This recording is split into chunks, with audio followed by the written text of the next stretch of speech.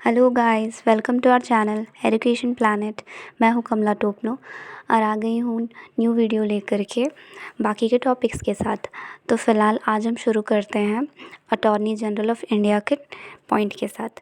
तो attorney general of India, जिसे हम नॉर्मल तौर पर एडवोकेट जनरल के नाम से भी जानते हैं, ये गवर्नमेंट ऑफ इंडिया का हाईएस्ट लॉ ऑफिसर होता है। वो इंडिया के प्रेसिडेंट के द्वारा कॉन्स्टिट्यूशन के आर्टिकल 76 के अकॉर्डिंग अपॉइंट किया जाता है, जो उसके अपॉइंटमेंट और उसे रिमूव भी कर सकती है। अब प्रेसिडेंट ये पावर रखते हैं इस आर्टिकल के तहत। उसका जो काम करने का तरीका होता है, जो एमोल्यूमेंट्स और कंडीशन ऑफ सर्विस होते हैं, उसमें प्रेसिडेंट द्वारा उसे डिटरमाइंड की जाती है। कॉन्स्टिट्यूशन के मुताबिक उसके पास उतना ही एजुकेशनल क्वालिफ़िकेशन होना चाहिए जो सुप्रीम कोर्ट के जजेस के लिए इम्पॉर्टेंट हो। अदर वर्ड्स में वो गवर्नमेंट का सिटीजन्स होना चाहिए।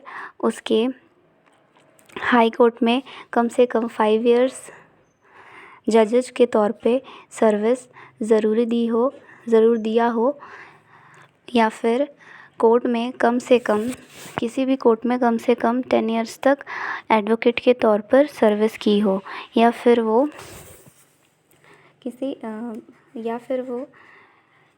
किसी अदर सर्विस के, या फिर वो डिस्टिंग्विश्ड ज्यूरिस्ट के तौर पर उन्होंने काम किया हो या रहा हो।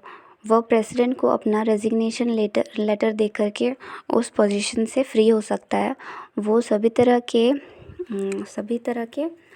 आपके सम्मान, यानी कि उसको जो भी प्रिविलेज मिलते हैं, ऑल द प्रिविलेजेस और इम्यूनिटीज़ के लिए वो परमिसिबल होता है, जो पार्लियामेंट के मेंबर ऑफ पार्लियामेंट को मिलता है। अटॉर्नी जनरल के पास पार्लियामेंट के जो कार्रवाई यानी कि एक्शन में पार्ट लेने का राइट है, लेकिन उसे वोट देने का राइट नहीं है। जब उसे हाउस में बुलाया जाता है, वो गवर्नमेंट के बेंच पर बैठते हैं अपने काम को पूरा करने के लिए। वो गवर्नमेंट के किसी भी कोर्ट में एज अ ऑडियंस तौर पर बैठ सकते हैं।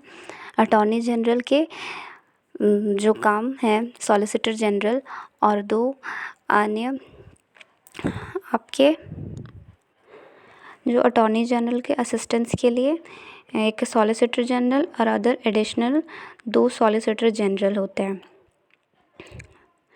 जिसमें आपका अटॉर्नी जनरल का जो मेन काम होता है वो सेंट्रल गवर्नमेंट को ऑन लीगल मैटर्स पर एडवाइस देना या ओपिनियन देना, जिन पर उन्हें ओपिनियन मांगी गई हो। वो एक ऐसे अन्य लीगल काम भी करते हैं जो प्रेसिडेंट को टाइम पर उन्हें सबमिट करना होता है। वो वेरियस टाइप से काम करते हैं, जैसे कि आप बोल सकते हो कि जो सुप्रीम कोर्ट या किसी भी हाई कोर्ट में ऐसे भी मैटर्स जिसमें गवर्नमेंट के एक आपका फेवर होता है, उसमें वो गवर्नमेंट की जगह प्रेजेंट होते हैं, अपीयर होते हैं। उन्हें कोर्ट के इन फ्रंट पार्लियामेंट या ऐसे किसी ऑफिसर के प्रेसाइडिंग ऑफिसर की जगह अपीयर होने के लिए कहा जा सकता है। और ऐसे मामले जिनके कंटेक्स्ट में प्रेसिडेंट का सुप्रीम कोर्ट की एडवाइस चाहिए, या फिर गवर्नमेंट ऑफ इंडिया का जो पॉइंट ऑफ व्यू होता है वो रखने के लिए अपीयर होना होगा, उसे इंडिया के कोर्ट्स और इन्वेस्टिगेशन कमीशन के तौर पर ऑडियंस वहाँ अवेलेबल या अपीयर होने का राइट है। और आपका सुप्रीम कोर्ट के सामने अपीयर होते वक्त उसे अदर सभी एडवोकेट्स पर प्रेसिडेंस मिलता है। लीगल और कॉन्स्टिट्यूशनल इम्पोर्टेंस वाले मैटर पर अपने ओपिनियन रखने के लिए उसे स्पीकर के द्वारा हाउस में इनवाइट भी किया जा सकता है। हाउस में हाउस के मेंबर्स और हाउस में उसके जो एक्सप्लेनेशन है, हाउस में उसे एक्सप्लेनेशन के लिए भी, क्लैरिफिकेशन के लिए भी करने को भी कह सकते हैं, लेकिन उसे क्रॉस एग्जामिन नहीं कर सकते। और फिर स्पीकर उसे लीगल और कॉन्स्टिट्यूशनल इम्पोर्टेंस के मैटर पर भी ओपिनियन ले सकता है, अगर वह इस ओपिनियन को मानने के लिए बाइंडिंग नहीं है। फिर उसे लॉ बनाने में पार्लियामेंट का जो होता है, उसे पार्लियामेंट के जो कॉम्पिटेंस है उस पर ओपिनियन देनी होती है कि उस गारंटी में कि वो फंडामेंटल राइट्स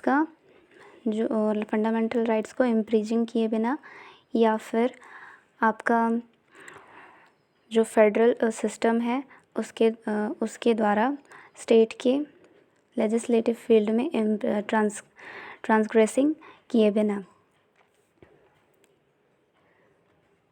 जो अबव डिटेल्स है, अबव आपका फंक्शंस और पावर्स जो है वो बताती है कि वो लीगल और कॉन्स्टिट्यूशनल इम्पोर्टेंस के मैटर्स में गवर्नमेंट ऑफ इंडिया का जो है प्रिंसिपल एडवाइज़र होता है। इसके बाद आपका आता है national commission for schedule caste. ये आपका जो होता है नेशनल कमीशन शेड्यूल कास्ट और शेड्यूल ट्राइब्स का जो कमीशन होता है, उसका जो कॉन्स्टिट्यूशन में आर्टिकल है वो 338 के अकॉर्डिंग स्टैब्लिश किया गया था, जैसा 1990 में नेशनल शेड्यूल ट्राइब्स और शेड्यूल कास्ट के द्वारा चेंज किया गया। बाद में 2003 में हुए 89 कॉन्स्टिट्यूशनल अमेंडमेंट में शेड्यूल ट्राइब्स और शेड्यूल कास्ट के लिए अलग अलग कमीशन बनाया।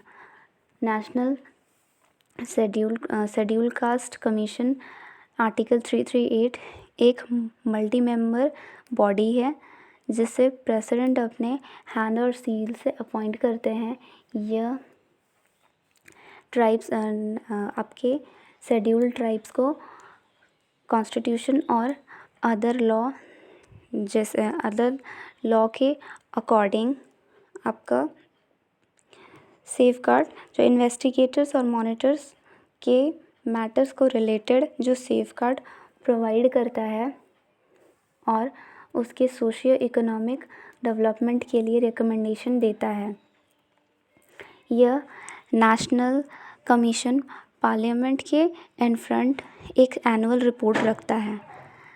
और इसके बाद आपका 7 पॉइंट जो आता है 3.3.7 national commission for schedule tribes, इसमें आपका national commission for schedule tribes article 338 ए के एक मल्टी मेंबर बॉडी है जिसे प्रेसिडेंट अपने हैंड और सील से अपॉइंट करते हैं।